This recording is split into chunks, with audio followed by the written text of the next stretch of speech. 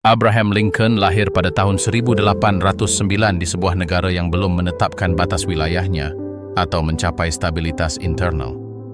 Amerika Serikat adalah negara muda, penuh dengan sengketa wilayah, ekonomi yang tidak setara, dan wilayah perbatasan di mana hukum memiliki jangkauan terbatas.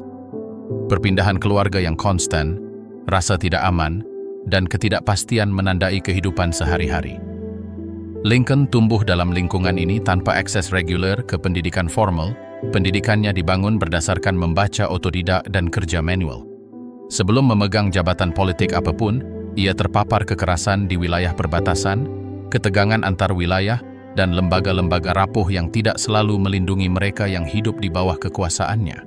Kenaikannya ke kehidupan publik tidaklah langsung atau mudah, dan didahului oleh peristiwa pribadi dan keadaan yang sebagian besar tidak terlihat yang jarang muncul dalam narasi tradisional. Di balik sosok presiden terdapat episode-episode nyata, terdokumentasi, dan mengganggu. Pengalaman mengerikan dan tragis, apa yang menandai hidupnya sejak awal? Pembunuhan kakeknya di perbatasan Kentucky. Sebelum Abraham Lincoln lahir, tragedi telah menghantam keluarganya dengan keras. Kakeknya dari pihak ayah, Kapten Abraham Lincoln, tinggal bersama keluarganya di perbatasan Kentucky, sebuah wilayah yang masih tidak stabil pada akhir abad ke-18, di mana pemukiman kulit putih mulai merambah tanah yang diperebutkan dengan suku-suku asli Amerika. Itu bukanlah daerah yang damai atau aman. Kehidupan sehari-hari berlangsung di bawah ancaman serangan, penyergapan, dan pembalasan yang konstan. Pada Mei 1786, Kapten Lincoln sedang bekerja di lahannya, ditemani oleh putra-putranya. Pemandangan itu khas perbatasan. Bertani, kewaspadaan konstan, dan senjata selalu siap sedia. Tanpa peringatan, sebuah tembakan terdengar dari hutan di dekatnya. Peluru itu mengenai Kapten Abraham Lincoln, yang langsung jatuh tewas.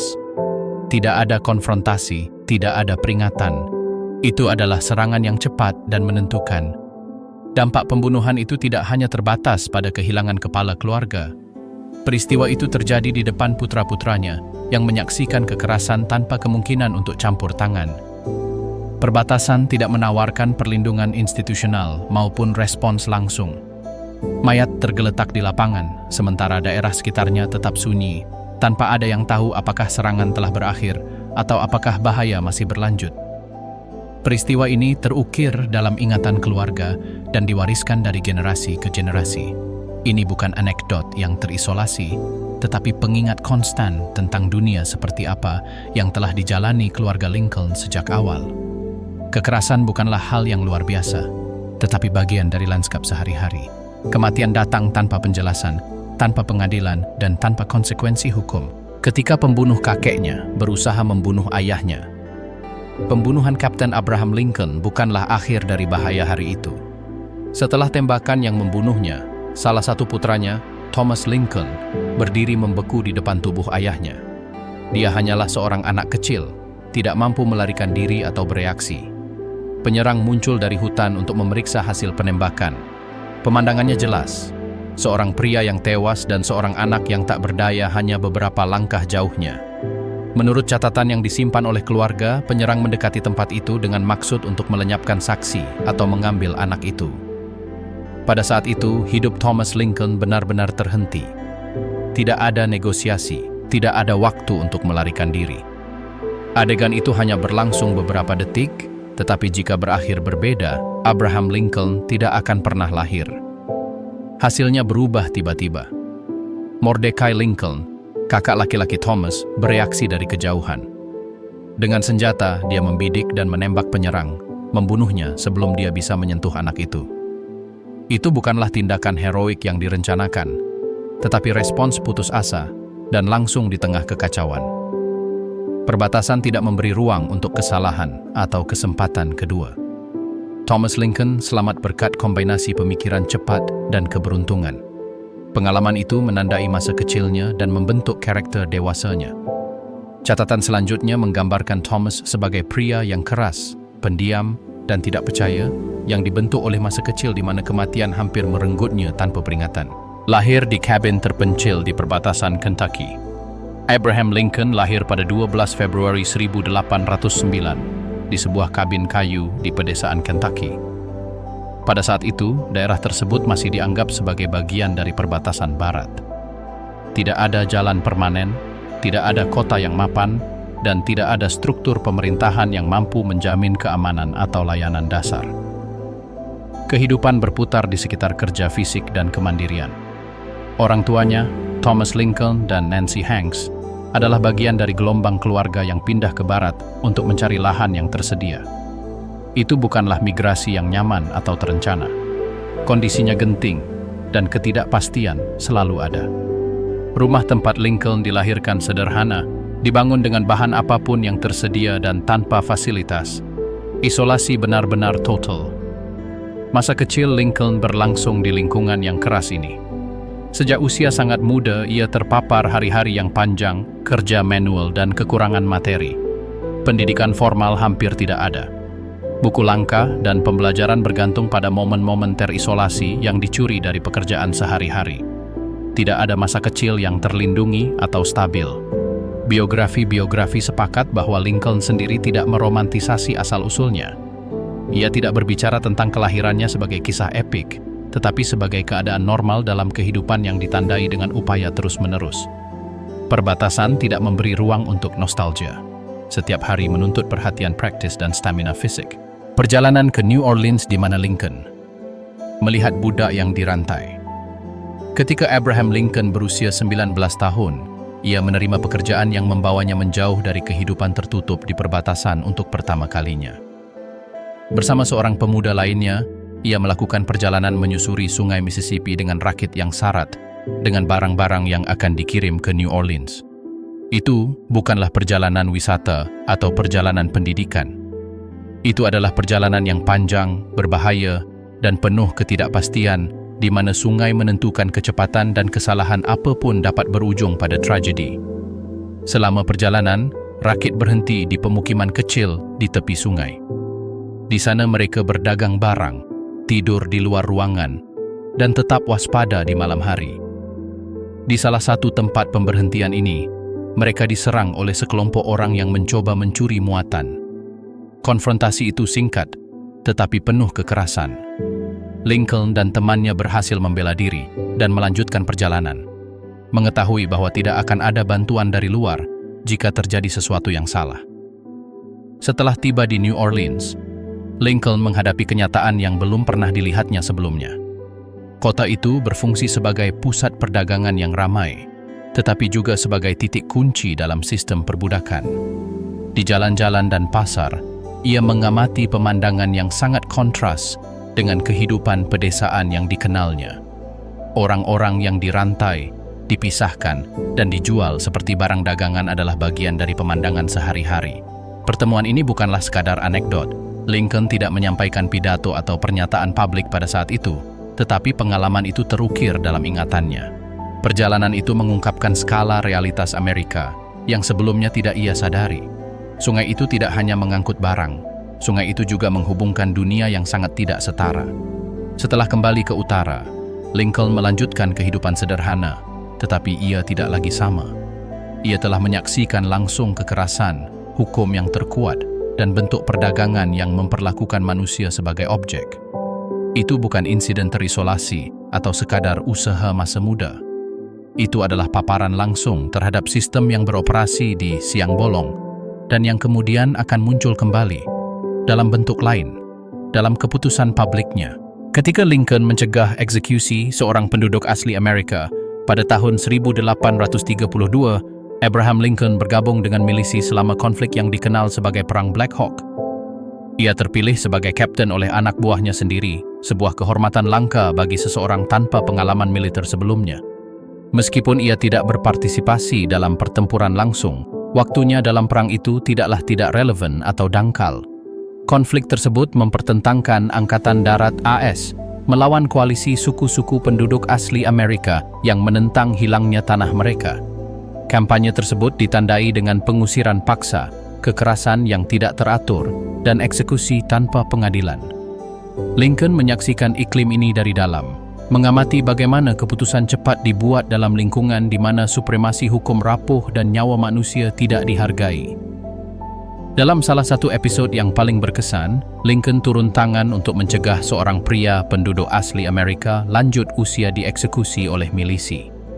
Pria itu telah ditangkap dan beberapa tentara menuntut kematiannya segera. Lincoln secara fisik menghalangi mereka, menolak untuk membiarkan hukuman mati tanpa pengadilan itu terjadi.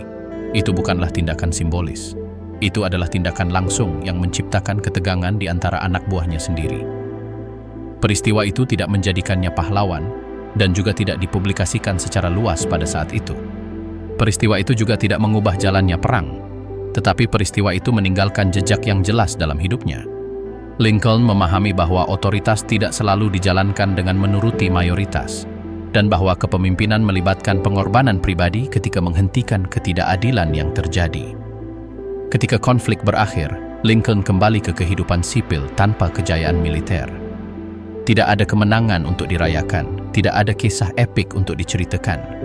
Namun, pengalaman itu memperlihatkan kepadanya kenyataan pahit. Kekuatan bersenjata dapat dengan mudah lepas kendali ketika tidak ada batasan atau kontrol yang jelas. Pelajaran itu tidak akan hilang seiring berjalannya waktu. Kematian 3 putra dalam keluarga. Kehidupan keluarga Abraham Lincoln ditandai dengan kehilangan berulang jauh sebelum ia menduduki Gedung Putih. Setelah menikahi Mary Todd, mereka membentuk keluarga yang sejak awal ditandai dengan kerapuhan. Mereka memiliki 4 putra, hanya 1 yang mencapai usia dewasa. Yang pertama meninggal adalah Eddie pada usia 4 tahun. Penyakitnya berkembang pesat dan tidak memberi ruang untuk intervensi. Rumah menjadi sunyi, dan kehilangan itu sangat memengaruhi kedua orang tua. Bertahun-tahun kemudian, ketika Lincoln sudah menjabat sebagai presiden, tragedi kembali terjadi. Willie yang berusia 11 tahun jatuh sakit parah dan meninggal di kediaman presiden. Kematian Willie terjadi di tengah konflik nasional. Sementara negara berdarah dalam perang saudara, Lincoln menghadapi kehilangan yang mendalam dan pribadi yang tidak dapat ia delegasikan. Ia melanjutkan tugas-tugas publiknya, tetapi pukulan itu terlihat jelas. Rutinitas keluarga terganggu, dan suasana di rumah menjadi berat dan suram. Putra ketiga, Ted, selamat dari perang tetapi meninggal beberapa tahun kemudian, masih muda. Hanya Robert, yang tertua, yang mencapai usia dewasa, dan memiliki anak.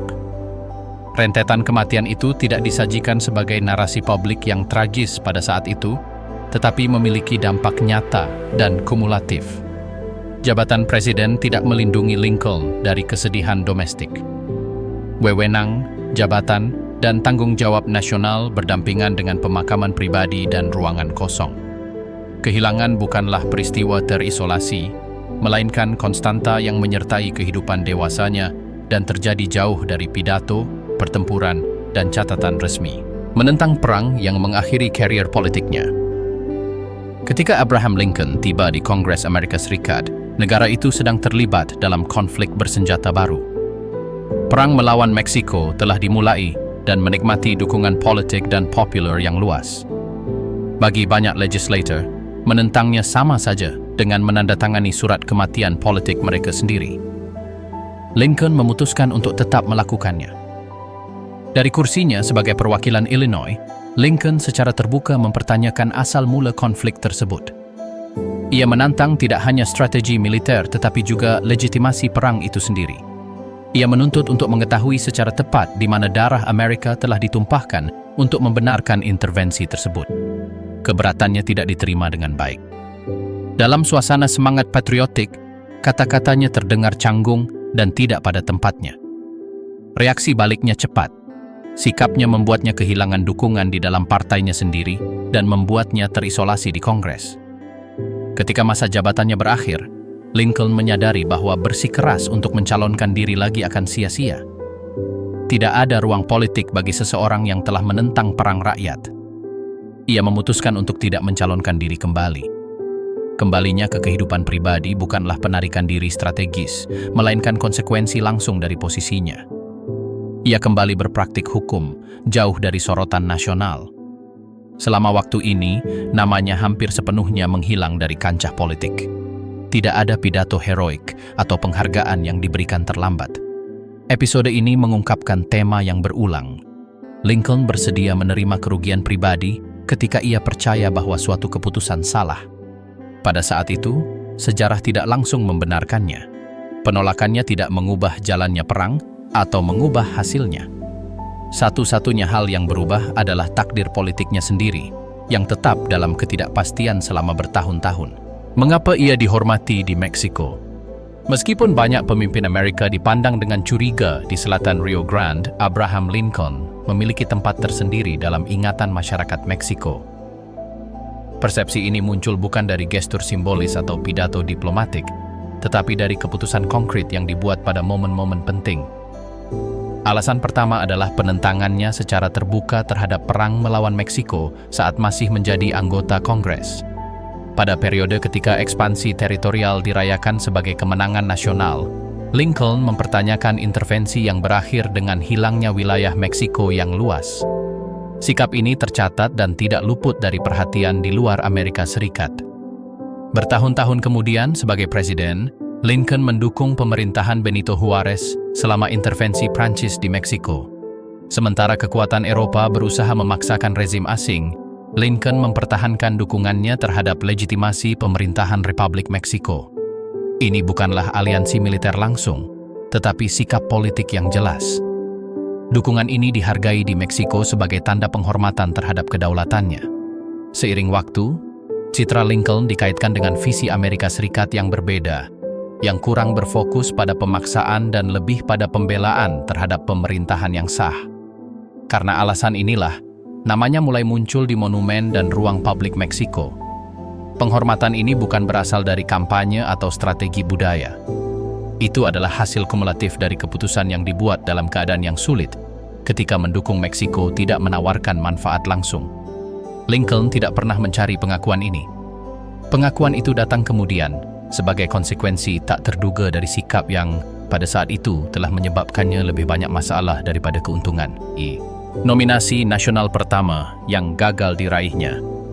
Sebelum dianggap sebagai calon presiden, Abraham Lincoln mengalami kekalahan yang hampir tidak disadari di luar kalangan politik. Pada tahun 1856, selama konvensi nasional pertama Partai Republik yang baru dibentuk, namanya diajukan untuk nominasi wakil presiden. Konvensi tersebut mempertemukan tokoh-tokoh dengan lebih banyak pengalaman, lebih banyak koneksi, dan jelas pengaruh politik yang lebih besar. Lincoln bukanlah favorit. Pengalaman nasionalnya terbatas, dan ketenarannya lebih bertumpu pada kemampuan berpidatonya daripada posisi eksekutif yang signifikan. Ketika pemungutan suara dilakukan, ia kalah dalam nominasi tersebut. Kekalahan itu bukanlah skandal atau hal yang memalukan. Itu hanya menegaskan bahwa waktunya belum tepat.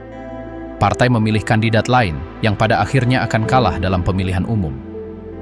Bagi Lincoln, episode tersebut memiliki dua efek. Yang pertama jelas, ia tidak mendapatkan nominasi. Yang kedua lebih halus, namanya terdaftar sebagai pilihan serius di dalam partai. Setelah konvensi, Lincoln kembali ke rutinitasnya tanpa memegang jabatan nasional apapun. Tidak ada penghiburan publik atau janji masa depan yang cerah. Namun, kekalahan itu menempatkannya pada posisi yang berbeda. Ia bukan lagi orang yang tidak dikenal. Ia telah dievaluasi dan dipertimbangkan meskipun tidak terpilih. Presiden itu berfungsi sebagai pendahuluan yang diam-diam.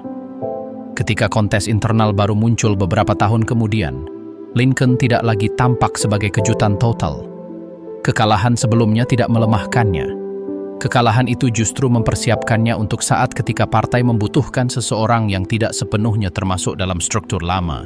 Konvensi di mana ia mengalahkan kandidat unggulan. Pada tahun 1860, Partai Republik bertemu di Chicago untuk memilih kandidat presidennya. Konvensi tersebut didominasi oleh tokoh-tokoh dengan resume yang lebih luas dan kehadiran nasional yang lebih besar. Beberapa di antaranya adalah senator yang sedang menjabat, yang lain telah memerintah negara bagian penting. Abraham Lincoln tidak sesuai dengan profil tersebut. Pengalaman federalnya terbatas pada satu periode di Dewan Perwakilan Rakyat. Sejak awal, pencalonannya dipandang sebagai hal sekunder. Ia tidak berada di puncak daftar, dan ia juga tidak mendapatkan dukungan awal dari delegasi yang paling berpengaruh. Namun, seiring berjalannya pemungutan suara, para kandidat unggulan mulai saling menghalangi. Tidak ada yang mencapai mayoritas yang jelas. Suasana menjadi tegang dan terpecah belah. Lincoln kemudian muncul sebagai alternatif yang dapat diterima oleh faksi-faksi yang berlawanan. Ia tidak menimbulkan penolakan yang diprovokasi oleh kandidat lain dan dianggap sebagai seseorang yang mampu menyatukan partai. Namanya mulai mendapatkan dukungan dalam putaran-putaran berikutnya, bukan dengan menegaskan dirinya secara paksa, tetapi dengan mempertahankan posisinya, sementara yang lain kelelahan. Pada pemungutan suara ketiga, keseimbangan itu terpecah. Lincoln berhasil mengamankan delegasi yang dibutuhkan dan memenangkan nominasi. Hasilnya mengejutkan bahkan banyak pendukungnya sendiri. Kandidat yang datang tanpa label unggulan tiba-tiba menjadi calon resmi partai. Konvensi berakhir tanpa perayaan yang mewah. Negara terpecah dan kampanye yang akan datang akan penuh perselisihan. Tetapi hari itu terukir dalam sejarah sebagai momen ketika Lincoln mengungguli politisi dengan pengaruh yang lebih besar tanpa melakukan manuver yang terlihat. Kemenangan itu bukanlah pertunjukan kekuatan, tetapi hasil dari akumulasi dukungan yang tenang ketika semua yang lain tidak lagi mampu maju. Memenangkan kursi kepresidenan tanpa memenangkan negara. Pemilihan Presiden November 1860 berlangsung dalam iklim perpecahan nasional. Ketegangan antara utara dan selatan telah mencapai titik kritis. Perpecahan ini tidak hanya melanda negara tetapi juga partai-partai politik. Partai Demokrat, saingan utama Partai Republik, memasuki pemilihan dalam keadaan terpecah. Alih-alih mengajukan satu kandidat tunggal, Partai Demokrat bersaing dengan dua kandidat terpisah, masing-masing mewakili kepentingan regional yang berlawanan. Perpecahan ini menyebarkan suara dan melemahkan posisi mereka melawan Lincoln yang memimpin tiket yang bersatu di dalam partainya. Lincoln tidak memenangkan mayoritas absolut suara populer. Bahkan, jumlah suara saingannya melebihi suaranya. Namun, sistem pemilihan Amerika tidak ditentukan oleh jumlah total suara yang diberikan, tetapi oleh alokasi elektor. Di arena ini, Lincoln memperoleh keuntungan yang menentukan. Ia menang di sebagian besar negara bagian utara, mengamankan cukup elektor untuk memenangkan kursi kepresidenan. Hasilnya sah dan definitif, tetapi meninggalkan rasa ketidakabsahan di sebagian besar wilayah selatan. Bagi banyak orang, Lincoln berkuasa tanpa mewakili sebagian besar penduduk negara itu. Pemilu tersebut tidak menutup siklus politik, melainkan membuka siklus baru. Dalam beberapa bulan berikutnya, beberapa negara bagian selatan memulai proses pemisahan diri. Kemenangan Lincoln tidak dirayakan sebagai kemenangan nasional, melainkan diterima sebagai tanda perpecahan. Kepresidenan dimulai di bawah ancaman laten yang akan segera terwujud. Perjalanan ke Washington di bawah ancaman kematian. Setelah memenangkan pemilihan, Abraham Lincoln akan melakukan perjalanan dari Illinois ke Washington untuk mengambil alih jabatan presiden. Perjalanan tersebut awalnya direncanakan sebagai tur publik, dengan singgah di beberapa kota dan kontak langsung dengan publik. Namun, iklim politik telah memburuk dengan cepat. Ancaman terus-menerus terjadi, dan risiko upaya pembunuhan mulai dipertimbangkan secara serius oleh lingkaran dalamnya.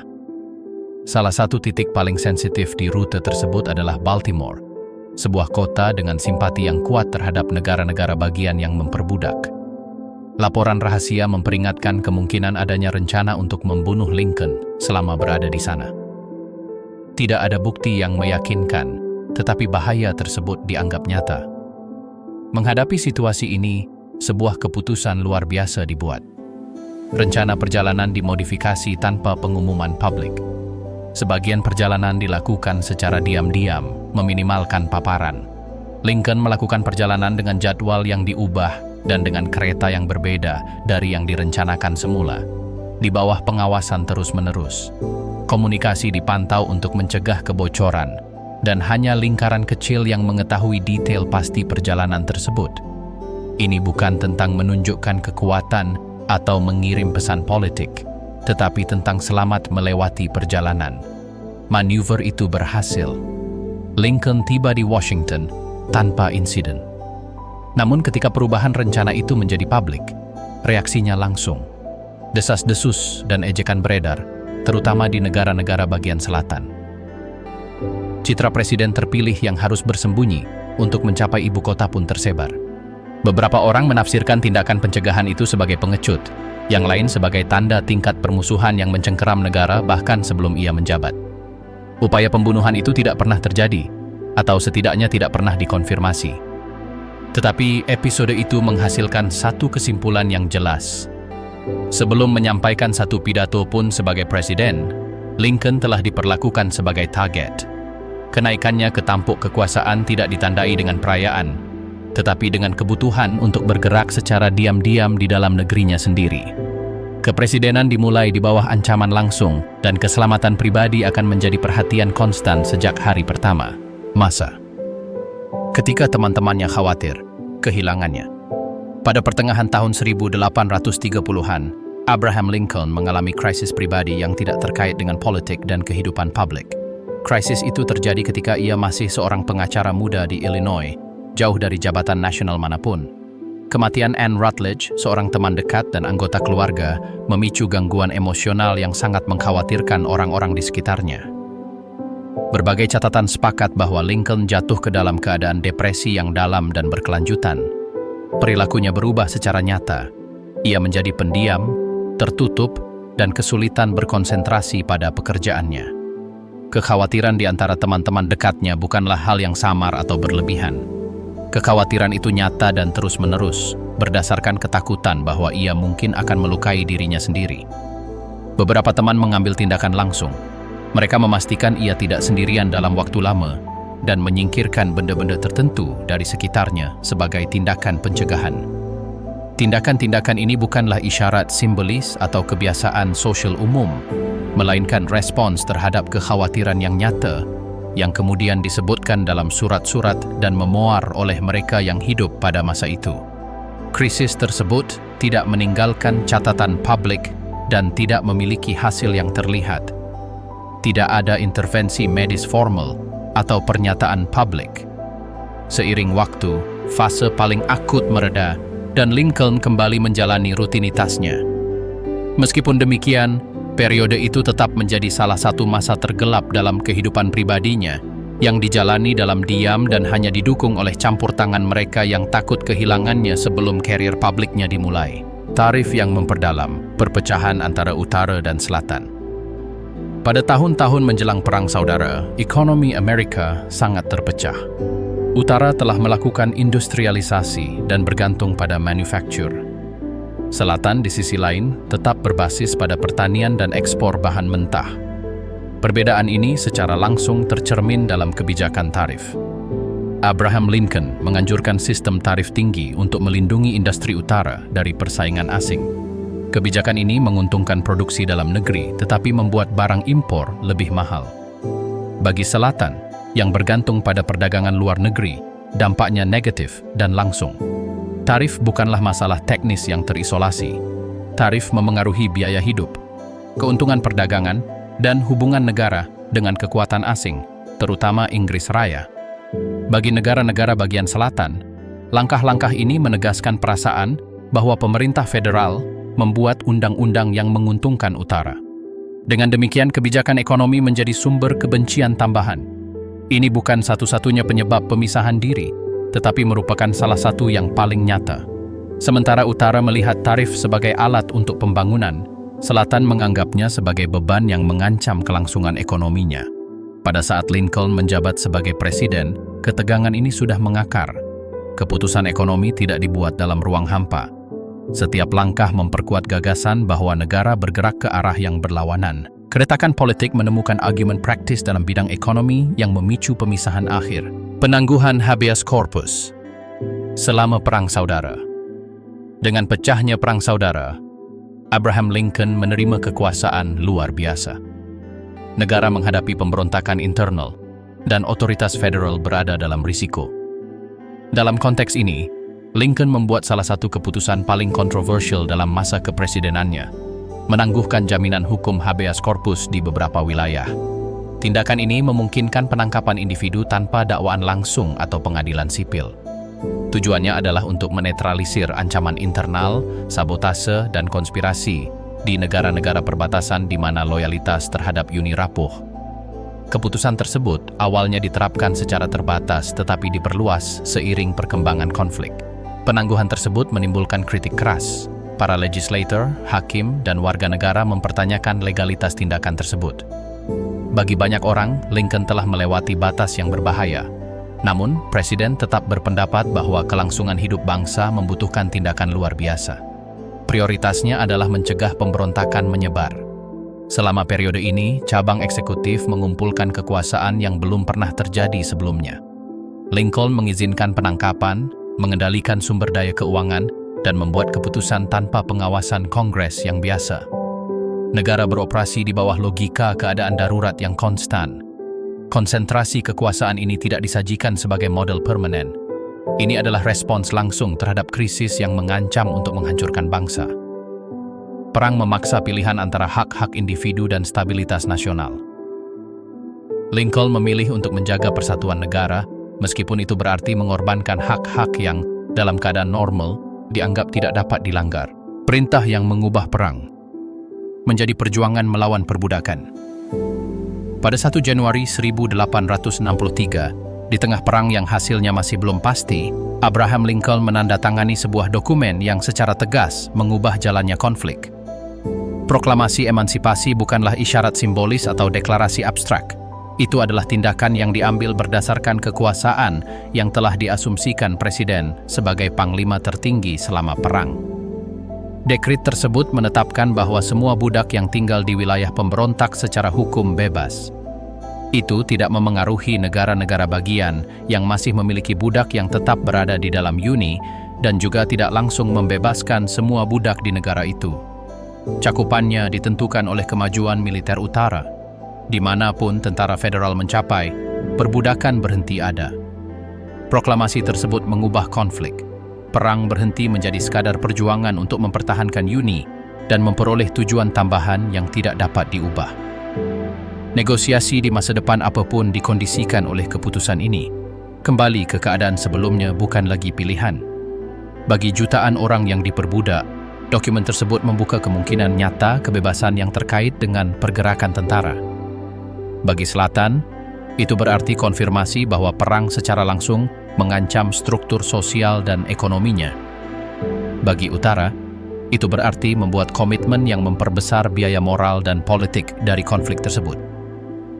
Lincoln tidak menampilkan proklamasi itu sebagai tindakan idealisme. Itu dikeluarkan sebagai perintah perang, diukur dengan cermat dan ditunda sampai kemenangan militer akan membenarkan pelaksanaannya. Dengan tanda tangan itu, konflik tersebut memperoleh karakter yang tidak dapat lagi dibalikkan, tidak peduli berapa lama lagi perang berlangsung. Pemilihan kembali. Sementara perang masih belum terselesaikan. Pada tahun 1864, Amerika Serikat menghadapi situasi yang belum pernah terjadi sebelumnya. Negara itu harus mengadakan pemilihan presiden sementara perang saudara masih berkecamuk. Hasil konflik tersebut tidak pasti, dan kelelahan menyebar di kalangan penduduk.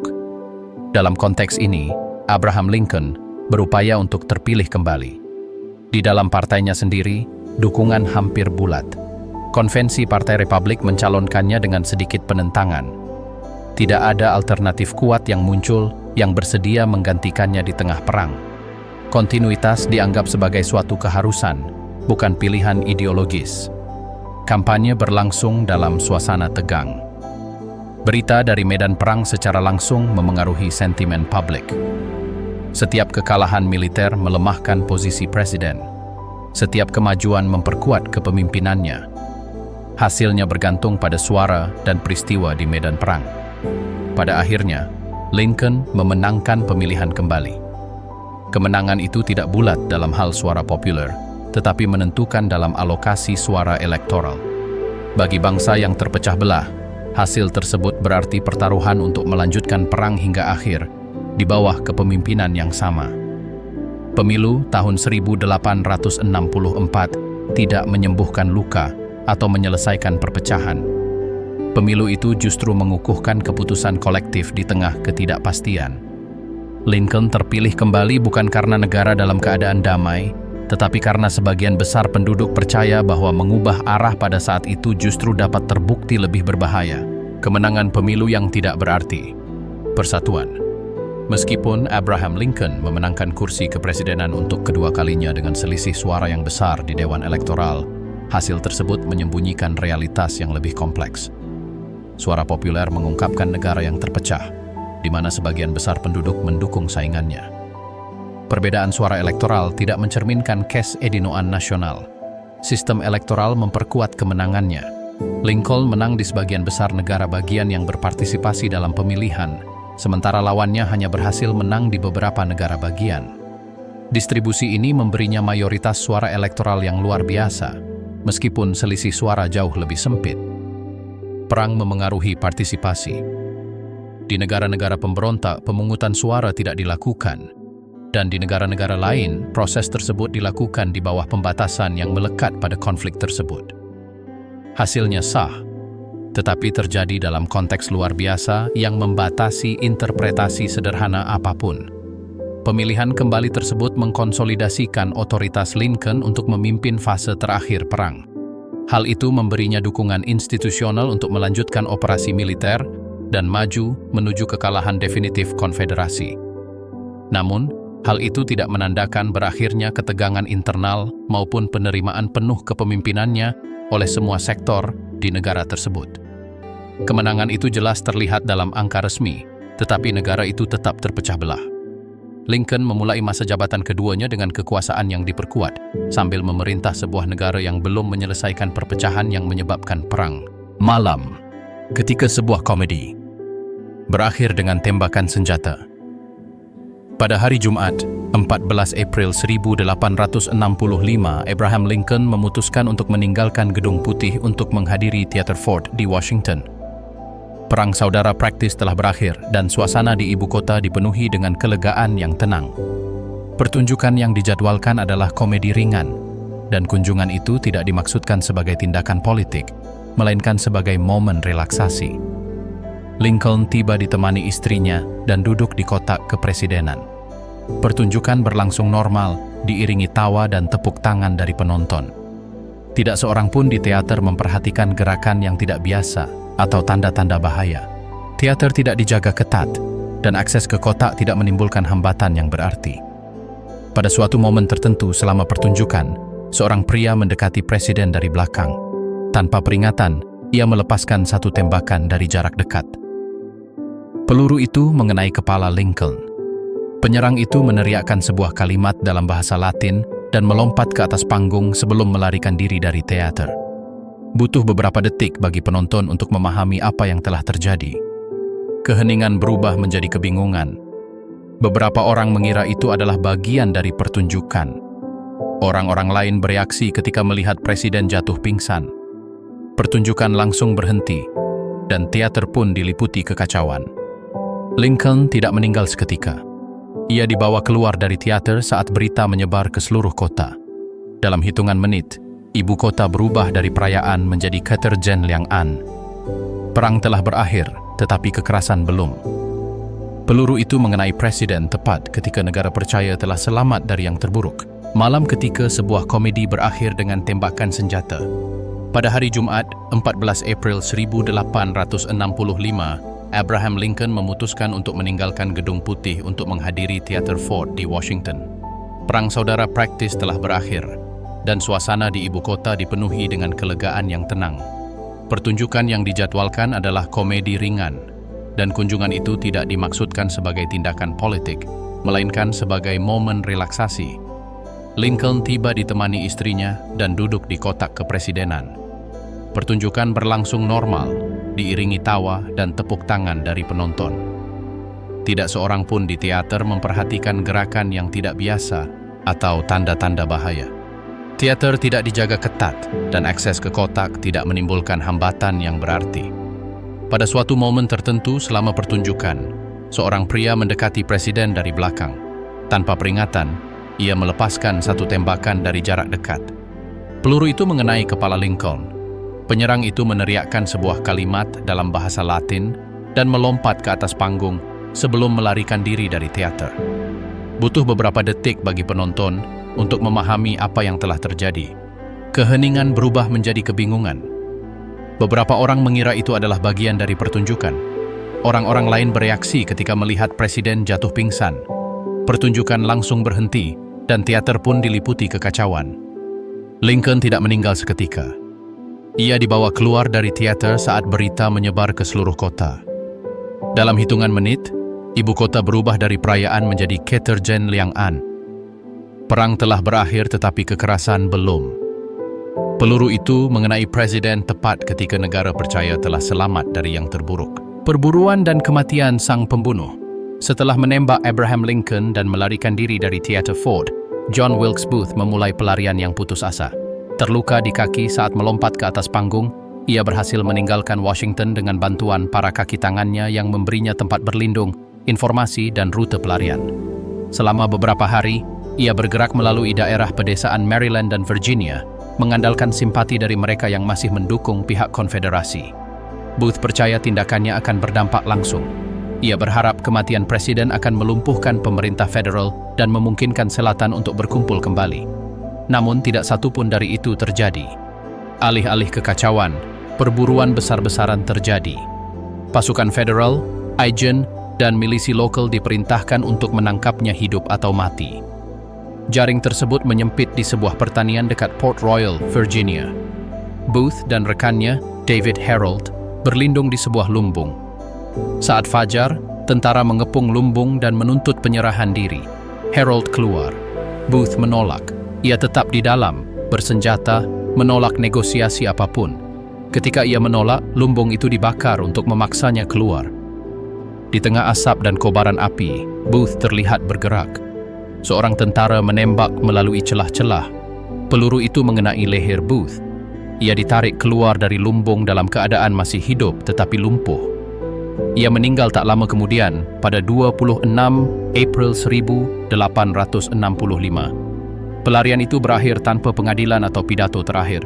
Pria yang telah membunuh presiden itu meninggal di sebuah pertanian yang tidak dikenal, jauh dari panggung dan dampak yang ia bayangkan dari tindakannya. Pengadilan militer dan hukuman gantung untuk para konspirator kematian Booth tidak menutup kasus pembunuhan Abraham Lincoln.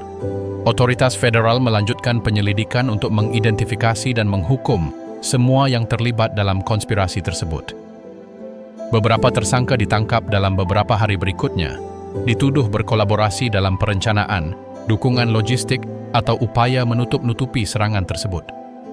Para tahanan diadili oleh pengadilan militer, bukan pengadilan sipil. Pemerintah menganggap kejahatan itu sebagai tindakan perang terhadap negara. Persidangan berlangsung cepat dan keras. Para terdakwa diinterogasi, dihadapkan dengan kesaksian dan dokumen, dan dinyatakan bersalah. Di antara mereka yang dihukum adalah David Herold, Lewis Powell, dan George Atzerodt. Mary Surratt, pemilik rumah kos tempat para konspirator bertemu, juga diadili. Dia dituduh memfasilitasi rencana tersebut dan mempertahankan hubungan langsung dengan Booth dan lingkarannya. Pada tanggal 7 Juli 1865, 4 dari para konspirator dieksekusi di Washington. Eksekusi dilakukan dengan cara digantung dan disaksikan oleh otoritas sipil dan militer. Mary Surratt menjadi wanita pertama yang dieksekusi berdasarkan putusan federal di Amerika Serikat. Eksekusi tersebut dimaksudkan untuk mengirimkan pesan yang jelas. Pembunuhan presiden tidak akan diperlakukan sebagai kejahatan terisolasi, tetapi sebagai ancaman langsung terhadap ketertiban nasional. Hukuman itu cepat, terbuka, dan final. Kasus tersebut ditutup dengan paksa, bukan dengan perdebatan.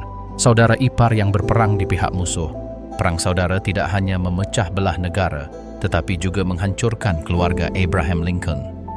Istrinya, Mary Todd, berasal dari Kentucky, negara bagian yang menerapkan perbudakan, tetapi tetap berada di Uni, namun sangat terpecah belah.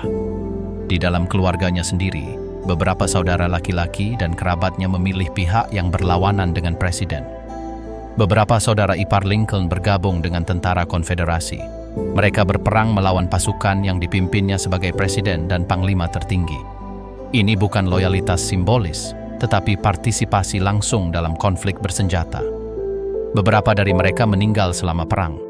Kematian mereka terjadi ketika Lincoln membuat keputusan strategis yang memengaruhi jalannya konflik.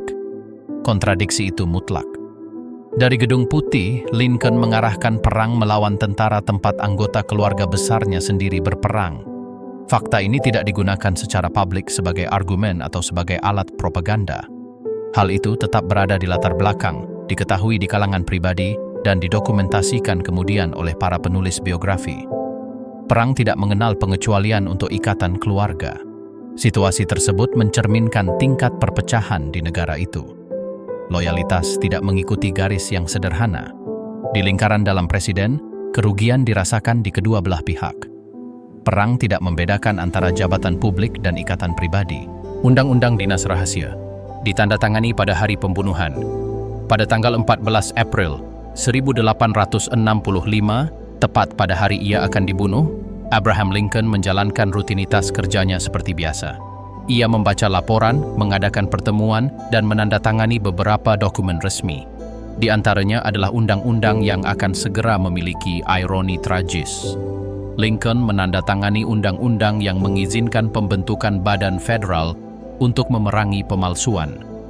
Badan ini, yang kemudian dikenal sebagai Dinas Rahasia Amerika Serikat, awalnya tidak dirancang sebagai pasukan perlindungan presiden. Pada saat itu, keamanan presiden belum terpusat atau profesional. Perlindungan bergantung pada pengaturan informal dan agent local. Undang-undang yang ditandatangani pada hari itu meletakkan dasar bagi struktur federal permanen, tetapi fungsi awalnya tidak termasuk perlindungan langsung terhadap presiden.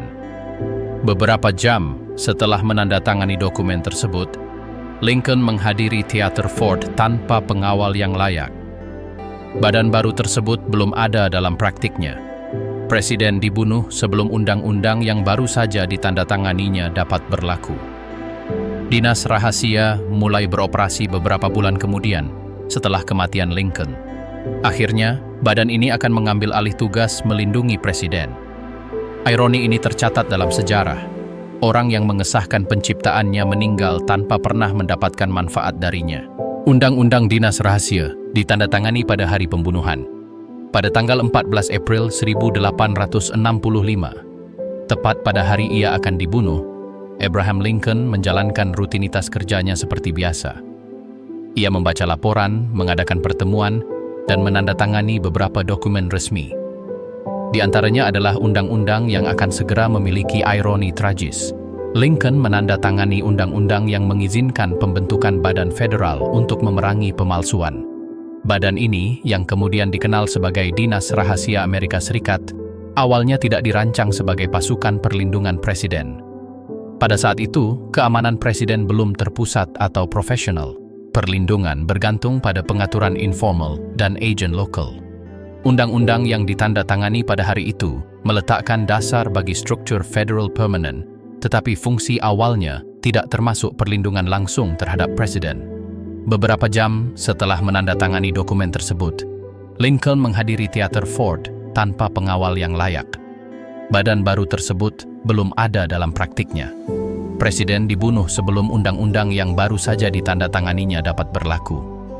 Dinas Rahasia mulai beroperasi beberapa bulan kemudian setelah kematian Lincoln. Akhirnya, badan ini akan mengambil alih tugas melindungi presiden. Ironi ini tercatat dalam sejarah. Orang yang mengesahkan penciptaannya meninggal tanpa pernah mendapatkan manfaat darinya. Persahabatan dengan Joshua Speed dan interpretasi selanjutnya. Selama paruh kedua abad ke-20, beberapa sejarawan mulai mempertanyakan sifat hubungan pribadi tertentu Abraham Lincoln, terutama berfokus pada persahabatannya dengan Joshua Speed. Di masa mudanya, Lincoln tinggal serumah dengan Speed selama beberapa tahun. Dan selama waktu itu, kedua pria tersebut tidur di kamar yang sama, dan, sesuai dengan kebiasaan saat itu, juga di ranjang yang sama.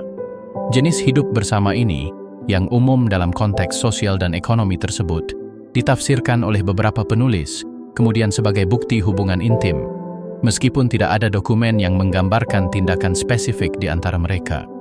Debat tersebut terjadi antara para spesialis yang meninjau surat-surat, catatan pribadi, dan kesaksian dari periode tersebut untuk mencari petunjuk tentang kehidupan cinta presiden, dan sejarawan lain yang menunjukkan bahwa bukti tersebut tidak cukup untuk menetapkan orientasi yang pasti. Sumber-sumber yang masih ada menunjukkan persahabatan yang intens dan langgeng. Tetapi tidak satu pun dokumen yang masih ada menceritakan hubungan seksual atau pernyataan eksplisit tentang ketertarikannya pada pria atau wanita. Kurangnya bukti langsung dan tidak adanya komentar kontemporer berarti bahwa masalah ini tetap menjadi bahan perdebatan di antara para sarjana dan penulis biografi, tanpa konsensus yang pasti. Kontroversi ini tidak berasal dari fakta yang tercatat dalam catatan kontemporer atau dokumentasi resmi. Kontroversi ini muncul beberapa dekade kemudian dalam publikasi yang mengevaluasi kembali kehidupan pribadi Lincoln dari perspektif yang tidak ada pada saat itu. Oleh karena itu, topik ini tetap menjadi diskusi historiografi tentang kemungkinan interpretasi, bukan fakta yang terbukti, atau bagian dari perjalanan politik atau publik Lincoln. Satu-satunya presiden yang mendaftarkan paten. Sebelum menjadi presiden, Abraham Lincoln menghadapi masalah umum saat bepergian di sungai-sungai pedalaman Amerika Serikat. Selama salah satu perjalanan tersebut, kapal yang ditumpanginya tersangkut di beting pasir, kejadian yang sering terjadi dalam transportasi sungai pada waktu itu. Berdasarkan pengalaman langsung ini, ia merancang solusi untuk membantu mengapungkan kembali kapal yang tersangkut. Sebuah sistem ruang tiup yang terpasang di sisi lambung kapal, yang, ketika diaktifkan, akan meningkatkan daya apung kapal dan memungkinkannya untuk dibebaskan tanpa harus menurunkan muatannya. Pada tahun 1849, Lincoln secara resmi mempresentasikan desainnya ke kantor paten Amerika Serikat dan memperoleh nomor paten 6469 untuk perangkat tersebut. Meskipun penemuan tersebut tidak pernah diproduksi atau digunakan secara luas, pengakuan resmi tersebut menjadikannya satu-satunya presiden AS yang mendaftarkan paten atas namanya. Idenya tetap menjadi keingintahuan teknis dan bukti minatnya dalam memecahkan masalah praktis, tanpa penemuan tersebut menjadi bagian dari karier politik atau kepresidenannya selanjutnya. Janggut, foto, dan peristiwa pertama presiden lainnya. Kedatangan Abraham Lincoln di Gedung Putih menandai beberapa peristiwa yang belum pernah terjadi sebelumnya, yang baru memperoleh signifikansi seiring berjalannya waktu. Salah satunya adalah penampilan pribadinya. Lincoln menampilkan dirinya sebagai presiden pertama yang berjenggot selama masa jabatannya, mematahkan kebiasaan Partai Republik sebelumnya, yang selalu mencukur bersih wajahnya. Pilihan ini bukanlah subjek perdebatan publik atau strategi politik, melainkan preferensi pribadi yang menjadi bagian dari citra historisnya. Peristiwa luar biasa lainnya terjadi selama pelantikan pertamanya. Untuk pertama kalinya, pelantikan Presiden AS direkam dalam sebuah foto. Kamera pada masa itu menangkap adegan, penonton, dan kesungguhan upacara tersebut, mengabadikan dalam gambar sebuah peristiwa yang hingga saat itu hanya didokumentasikan dengan kata-kata atau gambar. Di antara mereka yang difoto adalah John Wilkes Booth, seorang aktor yang bersimpati pada pihak Konfederasi dan calon pembunuh Lincoln, meskipun pada saat itu kehadirannya tidak dianggap relevan. Kombinasi antara janggut, foto, dan kebetulan para hadirin membentuk serangkaian peristiwa pertama yang alih-alih dirayakan pada saat itu, baru dipahami sebagai hal yang signifikan setelah kejadian-kejadian yang menyusul. Janggut, foto, dan peristiwa pertama presiden lainnya. Kedatangan Abraham Lincoln di Gedung Putih menandai beberapa peristiwa yang belum pernah terjadi sebelumnya, yang baru memperoleh signifikansi seiring berjalannya waktu. Salah satunya adalah penampilan pribadinya. Lincoln menampilkan dirinya sebagai presiden pertama yang berjenggot selama masa jabatannya, mematahkan kebiasaan Partai Republik sebelumnya, yang selalu mencukur bersih wajahnya. Pilihan ini bukanlah subjek perdebatan publik atau strategi politik, melainkan preferensi pribadi yang menjadi bagian dari citra historisnya. Peristiwa luar biasa lainnya terjadi selama pelantikan pertamanya. Untuk pertama kalinya, pelantikan Presiden AS direkam dalam sebuah foto. Kamera pada masa itu menangkap adegan, penonton, dan kesungguhan upacara tersebut, mengabadikan dalam gambar sebuah peristiwa yang hingga saat itu hanya didokumentasikan dengan kata-kata atau gambar. Di antara mereka yang difoto adalah John Wilkes Booth, seorang aktor yang bersimpati pada pihak Konfederasi dan calon pembunuh Lincoln, meskipun pada saat itu kehadirannya tidak dianggap relevan.